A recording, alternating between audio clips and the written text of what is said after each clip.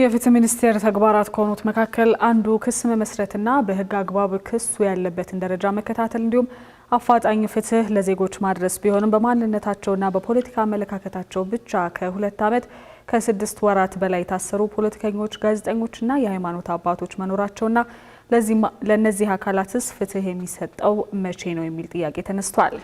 ይህ ጥያቄ የተነሳው የኢፌዴሪ ፍትህ ሚኒስቴር ሀና አርአያ ስላሴ ዛሬ በህዝብ እንደራሴዎች ምክር ቤት ተገኝተው ከምክር ቤት አባላት ለተነሱ ጥያቄዎች ምላሽና ማብራሪያ በሰጡበት ወቅት ሲሆን በማንነትና በፖለቲካ አቋም ብቻ የተከሰሰም ሆነ ፍርድ ቤት የቆመ ግለሰብ የለም የሚል ምላሽ ሰጥተዋል።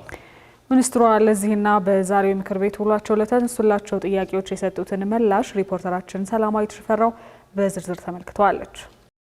የህዝብ እንደራሴዎች ምክር ቤት 5ኛ ዓመት የስራ ዘመን 7ኛ መደበኛ ስብሰባውን በዛሬው ዕለት ያካሄደ ሲሆን በመድረኩም የፍትህ ሚኒስትሯ ሀና አርአያ ስላሴ ከምክር ቤቱ አባላት ለቀረቡላቸው ጥያቄዎች ምላሽና ማብራሪያ ሰጥተዋል። የምክር ቤቱ አባላት ካነሷቸው ጥያቄዎች መካከልም የፍትህ ሚኒስትር የተቋቋመበትን ተግባርና ኃላፊነት ባለመወጣቱ ምክንያት ያለ ፍርድ ለዓመታት ዜጎች ለምን ታሰሩ የሚለው ይገኝበታል።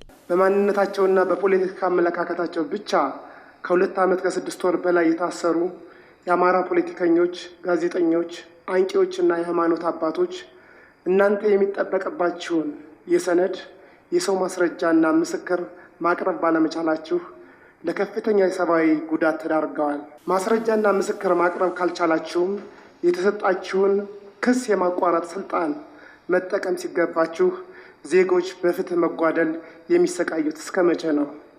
ከፖለቲካ ጫና ወጣችሁስ እውነተኛ ፍትህ የምታሰፍኑት መቼ ነው? ለዚህ ጥያቄ ምላሽ የሰጡት የፍትህ ሚኒስትሯ ሀና አርአያ ስላሴ በማንነትና በፖለቲካ አቋም ብቻ የተከሰሰም ሆነ ፍርድ ቤት የቆመ ግለሰብ የለም ነው ያሉት። በማንነትና በፖለቲካ አቋም የተከሰሱ ሰዎች አሉ፣ የተራዘመ የወንጀል ክስና ክርክር ሂደት ላይ ናቸው የሚል ጥያቄ ተነስቷል። እዚህ ላይ የመጀመሪያው ግልጽ ማድረግ ያለብን በማንነቱ ብቻ ወይም በፖለቲካ አቋሙ ብቻ የከሰስነው ፍርድ ቤት ያቆምነው ሰው የለም። ግን አንድ ሰው የፖለቲካል ግቡን ለማሳካት በህገ ወጥ መንገድ የሚንቀሳቀስ ከሆነ ፖለቲከኛም ሆነ የመንግስት ሰራተኛም ሆነ የመንግስት ኃላፊ የህግ ተጠያቂነትን እናረጋግጣለን። የህገ መንግስታዊ ስርዓቱን መጠበቅ ስንል የትኛውም ሰው ከህግ በታች ነው። በህጉ በተቀመጡ ገደቦች ነው የትኛውም የፖለቲካል አጀንዳ ሊከናወን የሚችለው። ስለዚህ አሁንም በክስ ሂደት ላይ ያሉ ጉዳዮቻችን በሙሉ ህገ መንግስታዊ ስርዓቱን፣ ሌሎች ህጎችን ማስጠበቅ ላይ ያተኮሩ ናቸው። እዚህ ላይ በእነዚህ የክስና የክርክር ሂደቶች ላይ በመንግስት በኩል ወይም በአቃቤ ህግ በኩል ምስክሮችን፣ ሰነዶችን ማቅረብ ላይ ችግር አለ የሚለውም ተነስቷል። እዚህም ላይ እኛ ምስክር ሳናቀርብ የተቋረጠ የተንጓተተ ጉዳይ የለም። ምስክሮች ይቀርባሉ፣ ሰነዶች ይቀርባሉ።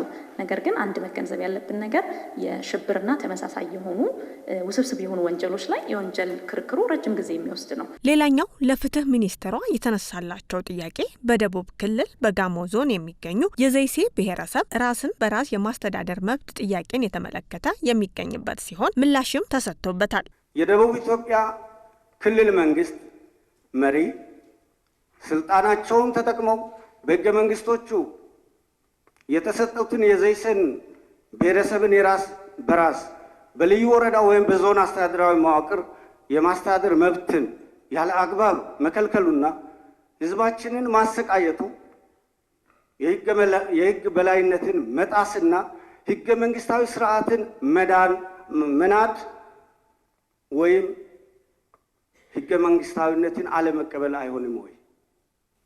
እነዚህና መሰል በህዝባችን ላይ እየደረሱ ያሉ እጅግ በርካታ በደሎችና ችግሮችን ለመቅረፍ የሚኒስቴር መስሪያ ቤቱ ምን አይነት የመፍትሄ እርምጃን ይወስዳል? ከዚህ ባለፈ የብሔር ብሔረሰቦችና ህዝቦች የቡድን መብቶች ጥያቄዎችን በተመለከተ በህገ መንግስቱ በተቀመጠው አግባብ በክልሎችም በፌዴሬሽን ምክር ቤት ምላሽ ይሰጣል። ከዚህ ጋር የተያያዙ ቅሬታዎች፣ ጥያቄዎች ሲኖሩ በክልሉ የሚሰጠው ምላሽ እንዳለ ሆኖ ስፔሲፊክ ጉዳዮች ወደኛ አቴንሽን ሲመጡ እንደ አስፈላጊነቱ ከክልሎች ጋር ተመካክረን መፍትሄ እየሰጠን እንገኛለን። የተከበረው ምክር ቤት እንደሚገነዘበው በህገ መንግስቱ በተቀመጠው የስልጣን ክፍፍል መሰረት ለክልሎች የተሰጡ ስልጣኖች አሉ፣ ለፌዴራል መንግስቱ የተሰጡ ስልጣኖች አሉ። ያደርጋሉ። የክልል መንግስቶች በተሰጣቸው ስልጣን መሰረት ስራቸውን ይሰራሉ። በዚህ ላይ ግን ቅሬታዎች ሲነሱ የሚፈቱበት ስርዓት አለ ማለት ነው። ከምክር ቤቱ አባላት የተነሳው ሌላው ጥያቄ ደግሞ የታራሚዎች አያያዝን የተመለከተ ሲሆን ሚኒስትሯም በተለይ በማረሚያ ቤቶች በርካታ የለውጥ ስራዎችን መስራታቸውን አስታውቀው ለጥያቄው ምላሻቸውን ሰጥተዋል። በቀደም በተከበሩ የምክር ቤት አባል እንደተነሳው በማረሚያ የሚገኙ ተጠርጣሪዎች፣ ታራሚዎች ከሰብአዊ መብት ጥሰቶች ጋር ተያይዞ ጥያቄዎችን ያነሳሉ። እነዚህ ጥያቄዎች ሲነሱ ፍርድ ቤቱ ግራ ቀኙን ሰምቶ ተገቢውን ውሳኔ ይሰጣል። ይህንም ተከትሎ ማረሚያ ቤት በተቻለ መጠን የሚሰጡትን ውሳኔዎች በሙሉ ይተገብራል።